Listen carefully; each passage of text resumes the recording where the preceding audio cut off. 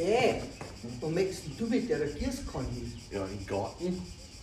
Du geh, die Blärme, die gießt man erst abends, wenn die Sonne nicht mehr so runterbrennt. Das ist auch nicht für die Blämen, das ist für den Pool. Für den Pool?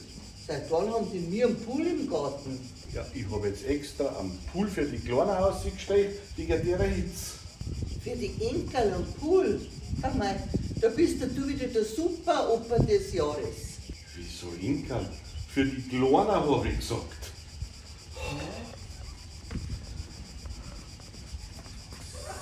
So, damit ein kleiner ja nichts warm wird, gell? So. Hä? Was machst denn du da? Ja, Wäschwaschen, siehst doch. Ja, warum denn das jetzt? Ja, weil bei den T-Shirts ist gestanden, bei 30 Grad waschen. Und? Ja? 30 Grad haben wir heute. Da, trink einmal. Ich glaub, du bist ganz schön im Unterbier.